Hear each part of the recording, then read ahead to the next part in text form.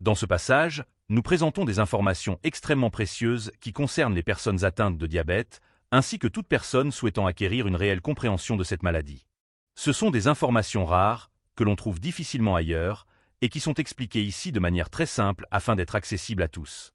Nous allons révéler la véritable cause principale de la saturation du sang en sucre, ainsi que la raison pour laquelle le sucre s'accumule dans les réserves de l'organisme, c'est-à-dire dans les cellules graisseuses. En réalité, ces cellules ne stockent pas uniquement le sucre, mais aussi des sels, des toxines et des graisses, contrairement à ce que l'on croit généralement.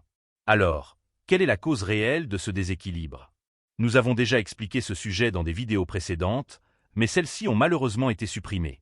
C'est pourquoi nous vous conseillons vivement de partager ces contenus avec toute personne concernée, afin que l'information profite au plus grand nombre, que la connaissance se diffuse et que chacun prenne conscience de ce qui se passe réellement dans son corps. Nous avons également expliqué que les cellules s'étendant du duodénum jusqu'à l'anus, au niveau des intestins, se comptent en trillions, c'est-à-dire en nombres colossaux. Ces cellules sont présentes dans le système osseux et dans d'autres parties du corps, et elles jouent un rôle fondamental dans la transformation des sucres dans l'organisme, ce qui influence directement l'équilibre. Cela signifie que cet appareil est capable de se débarrasser d'énormes quantités de sucre qui pénètrent dans l'organisme, grâce à ces micro-organismes vivants dont le nombre atteint des trillions, c'est-à-dire des quantités extrêmement importantes, jouant un rôle essentiel dans la combustion et la régulation des sucres.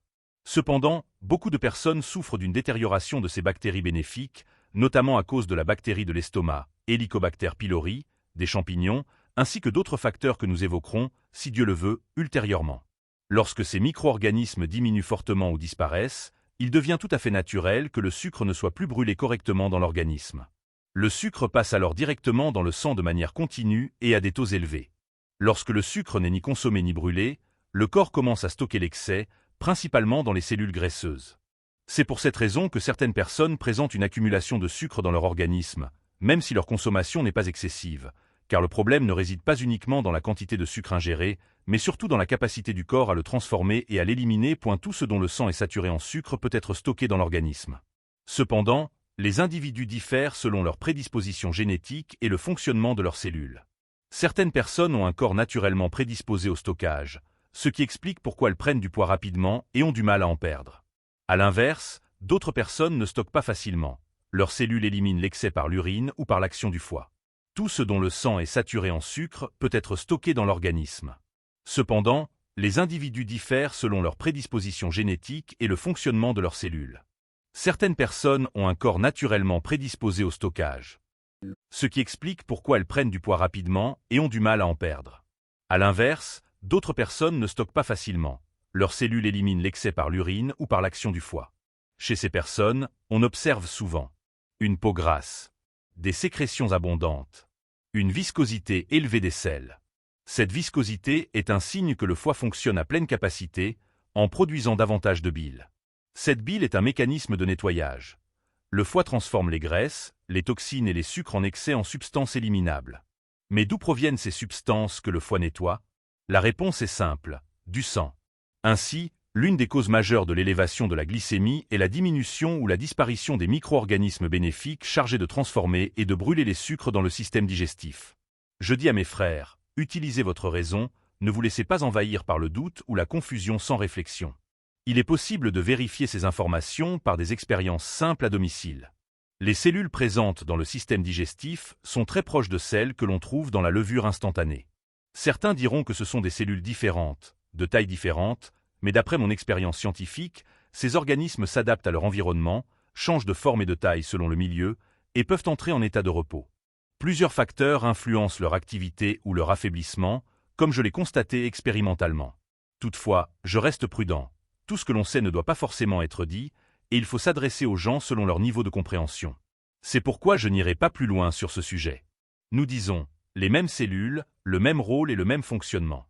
Les bactéries présentes dans la farine, dans le levain traditionnel et dans le lait, comme les lactobacilles, s'activent sur le sucre, l'utilisent comme source d'énergie et le transforment en acide lactique. Il en va de même pour les cellules présentes dans la levure instantanée. Lorsque vous prenez cette levure et que vous la mettez en contact avec du sucre, vous observez qu'elle brûle le sucre, le transformant soit en éthanol et en acide pyruvique, soit en présence d'enzymes, de graisses ou d'autres composés, en acide lactique ou en acide acétique, voire même en acide citrique, selon le milieu et les conditions. Comprenez donc bien ceci. Ces micro-organismes, ou ces cellules, sont responsables de la combustion du sucre. Retenez cette information. Je vous assure que si l'on parvient à restaurer ces micro-organismes en quantité suffisante dans le système digestif, ils brûleront le sucre. Nous parlons ici de trillions de cellules, un nombre largement suffisant pour éliminer une grande partie du sucre entrant dans l'organisme. Mais la question essentielle est la suivante. Comment restaurer cette batterie? Le simple nettoyage du côlon ne suffit pas. Ce sujet nécessite des explications détaillées et du temps. C'est pourquoi nous vous invitons à suivre ces contenus et à encourager les gens à suivre les chaînes sur d'autres plateformes, car cette application supprime souvent les vidéos. Nous sommes d'accord sur un point fondamental. Ces cellules s'activent sur le sucre et l'utilisent comme carburant. Pour ceux qui souhaitent vérifier par eux-mêmes, voici une expérience simple. Prenez de l'eau. Ajoutes de la levure instantanée. Puis une cuillère de sucre. Lorsque le sucre est consommé, vous verrez la levure descendre au fond, car le carburant est épuisé. Ajoutez ensuite une petite cuillère de sucre, les cellules se réactivent et remontent. Une fois le sucre consommé à nouveau, elles redescendent. Ainsi, toute personne raisonnable comprendra que ces micro-organismes transforment effectivement le sucre en acide pyruvique et en éthanol, et comme je l'ai indiqué, en présence d'autres composés. Le résultat peut être différent selon les réactions biochimiques. Lorsque vous goûtez cette solution qui était initialement sucrée après l'ajout de sucre, vous constaterez qu'avec le temps elle change complètement de goût. Si vous y ajoutez du lait, vous remarquerez clairement qu'elle devient acide, c'est-à-dire qu'elle se transforme en acide lactique. Vous comprendrez alors une chose essentielle. Le sucre se transforme dans le système digestif, grâce à ces micro-organismes présents en très grand nombre, en acides organiques. Lorsqu'on met une cuillère de levure instantanée dans de l'eau sucrée, cette cuillère ne contient que quelques milliards de cellules. Pourtant, dans des conditions de température adaptées, elle peut consommer le sucre en environ 1 heure. Alors imaginez le système digestif humain, qui contient des quantités bien plus importantes de ces micro-organismes. En combien de temps le sucre y sera-t-il brûlé? La réponse est évidente, beaucoup plus rapidement et efficacement. Passons maintenant à un autre élément fondamental qui empêche les accumulations dans le corps. Nous avons compris que le sucre est brûlé dans le système digestif par les bactéries bénéfiques, mais que se passe-t-il ensuite? Lorsque le sucre est transformé en acide, cet acide passe avec l'eau dans le sang. Et que fait-il?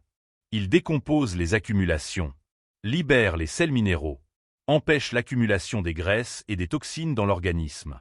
Ensuite, le processus d'élimination commence. Purification du sang, élimination par les reins, urine, par la transpiration, et par le foie, qui sécrète ces substances jusqu'à ce que le corps s'en débarrasse totalement. C'est ainsi que le corps se nettoie naturellement et maintient son équilibre acido-basique. Cet équilibre est la clé de la stabilité de l'organisme, lui permettant de se réguler lui-même et d'intégrer les éléments minéraux et biologiques nécessaires, surtout avec l'âge. Nous faisons de notre mieux pour simplifier l'information afin qu'elle soit comprise par tous. Nous savons aussi que certains s'y opposeront, car leurs esprits sont conditionnés par des informations erronées, sans recours à la raison, à la logique ou à l'expérimentation scientifique. Malheureusement, ces idées fausses continuent de circuler et d'être transmises aux gens. C'est pourquoi nous vous demandons de nous dire dans les commentaires. Souhaitez-vous plus de simplification ou le message est-il désormais clair?